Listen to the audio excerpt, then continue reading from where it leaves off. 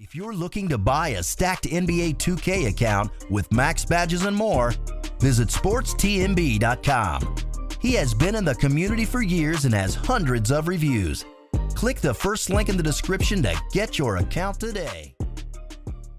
Hello everybody, welcome to 2K Sunday, I guess, because this is the first one that I've missed since bringing the series back up. I had a lot of shit to do on Saturday, and I ended up being really tired by the end of the day, and I did not want to do it, so here it is now on a Sunday. I made a tweet a few days ago on the deadline making fun of other NBA YouTubers for their generic trade deadline videos, and here I am with mine, though I decided to do a 2K Saturday video on it because I didn't really want to try that hard, if I'm being honest. But let's grade all of the major trades of this trade deadline, and yes, just the major trades because nobody gives a shit about Alec Burks to the Philadelphia 76ers. Let's start with Andre Drummond going to Cavs. This is the trade that makes pretty much no sense for both sides, and also was probably the funniest trade of the day. I tweeted initially after this, like, who do I clown on more, Andre Drummond or the Detroit Pistons? Because it's sad that Drummond's value is that low, but also that the Pistons traded him for that little because his value isn't that low. But yeah, let me get into it. So, if you're the Cavs, does Andre Drummond really help you? He does not fit around their young core at all. He's not on the right timeline with them. He's pretty much an established player, isn't getting any better, isn't getting any worse anytime soon. And he isn't a massive difference maker. He doesn't really sell tickets. Like, have you ever heard someone say, oh, Andre Drummond's on, let's go watch him play. Or let's go to a Pistons game because Andre Drummond is playing. That doesn't happen. So I'm failing to see the benefit for the Cavaliers, and then for the Detroit Pistons, you just traded one of the few good players on your roster for salary relief and a second-round pick, which is not the greatest trade in the world. Also, the Cavs are probably going to be eating Drummond's player option because with his value clearly not being very high, he's probably going to pick up that option rather than take a contract in free agency. Granted, with this year's free agent class being as bad as it is, there's a chance that there is some team out there willing to give some money to Drummond, but more than likely, I think he ends up picking that player option up. So because of that, that is the one positive that the Detroit Pistons can take away. They no longer have to pay $26 million, I think it is, for Andre Drummond, who's like, I don't know, like the 50 to 40th best player in the NBA. So I'm giving Detroit a D-. They probably would have gotten an F, but because they don't have to pay Drummond, there is at least some positive to take away from this. Still, trading what was supposed to be your franchise player for practically nothing is not a great look. And I'm even knocking more points for the fact that they waited so long to trade him. And then Cleveland gets a D- as well because they did at least get a good player, but it's a good player that makes pretty much zero sense for them. I said in my Houston Rockets video that the difference between Andre Drummond and Tristan Thompson is not that significant in terms of impact, and you already had Tristan Thompson. Then all I can say for Andre Drummond is imagine being in Detroit for years, you finally get traded, and you're like, oh, where am I going to move? Cleveland. So I don't feel particularly great for Drummond at the moment, but the next trade is the one that I think is going to be the most impactful for this year in particular, and that is Marcus Morris to the Clippers for Mo Harkless and some whatever young players, some guy like his last name is like Yabanelli or something like that. All I know is when I played my career with the Clippers, he would always shoot jump shots and miss all of them all the time. So yeah, there's that. But Marcus Morris is a really good top-tier role player, and he gives them an edge over the Lakers, and the Clippers need every edge they can get, just like the Lakers need every edge they can get on the Clippers, because in my opinion, those teams are pretty much neck and neck. He's a really good defensive player. He's a really good three-point shooter. He can score one-on-one at times. There is a problem with his offense where he's going to the mid-range shot in the post a little too often. I'm hoping that is not an issue here. It was an issue for the Celtics where with all the shot takers on that team, did you really need Marcus Morris taking 11 shots a game? But if he can be this hard-nosed defensive guy that he has this reputation for being, while being a guy who can hit his spot-up three-pointers occasionally when he has to create his own shot, and that's about the only time he does it, then that is a very good pickup.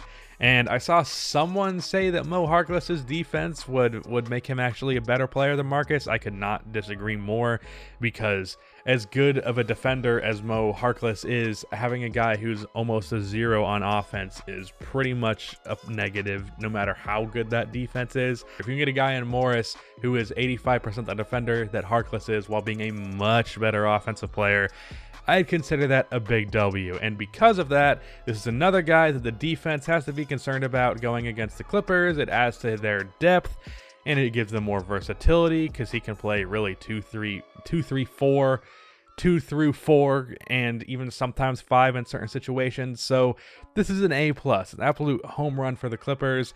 For the Knicks, you get a first-round pick, which was pretty much Marcus Morris's value, and an expiring contract. So good for you. Now let's talk about D'Angelo Russell to the Minnesota Timberwolves. Obviously, this is a home run for the Wolves.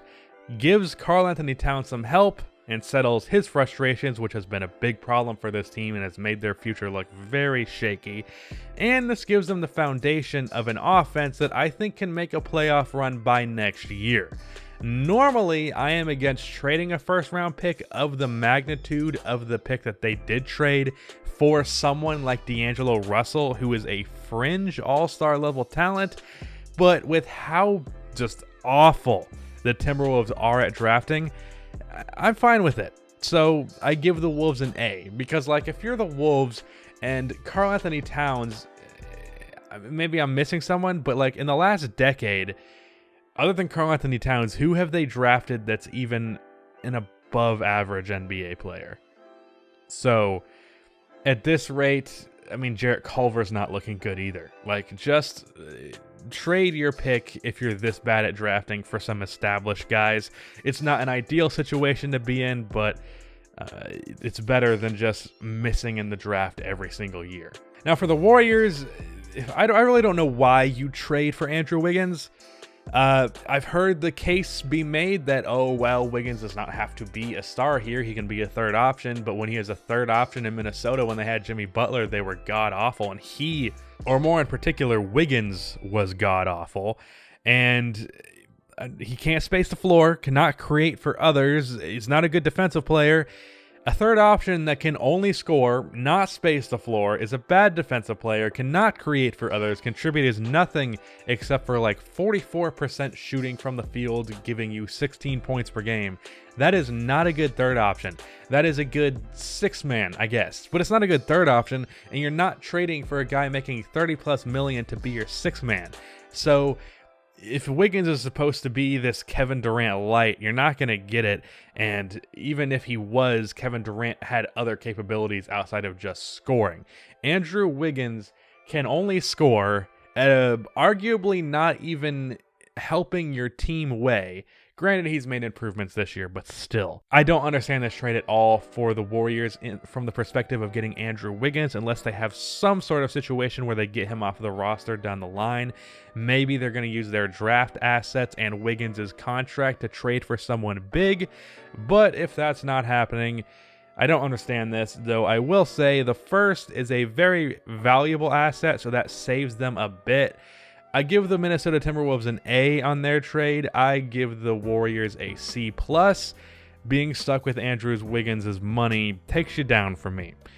Now, if we can move on to the 4-team deal, which is really the only other major trade of the deadline. I've said my piece about the Houston Rockets in the last video. I was really just using that video as an excuse to, 1, promote my podcast, go listen to the Hoopscast, and 2, make fun of the Houston Rockets, because that's one of my favorite pastimes. But for the Atlanta Hawks, as much as I said in that Rockets video that the center position is the least valuable position in the NBA, for the Hawks in particular, having an actual NBA player on their roster makes a huge difference. So it's a home run for them, A+. I said initially with this team and the 3 expiring 1-year deals that they had with a lot of salary in Evan Turner, Chandler Parsons, and Alan Crabb.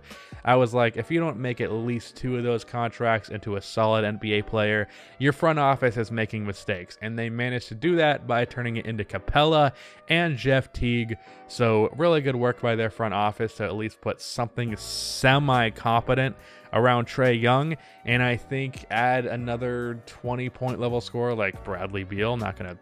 I've suggested that in the last podcast that we recorded, but add someone like that and a couple of decent defensive players on the bench, and I think the Hawks are a playoff team next year. So A+ for the Hawks, home run. For the Wolves, I still think you would have been better off just keeping Robert Covington. Like, you didn't have to really trade him, but Beasley has a lot of potential. He had 22 with 7 threes in his first game. I think he can be around a 17-point-per-game guy while being one of the league's best shooters, so it's definitely not a loss, especially being that they got a first-round pick as well.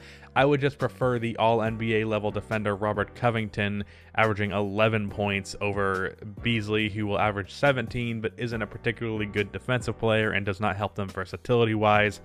But I would give them a B. And then as for the Denver Nuggets, Beasley was worth a first-rounder and they got a first-rounder, so mission accomplished. A+ for them. Also, not a trade, but Marvin Williams is a great pickup for the Milwaukee Bucks. Dude is an underrated 3-and-D veteran, so good job, Milwaukee. Still doesn't make up for letting Brogdon go, but this is cool, I guess. That was my grades for all the trade deadline moves. That is the end of this video. Please be sure to like and subscribe. Check out the Hoopscast, and cue the outro music.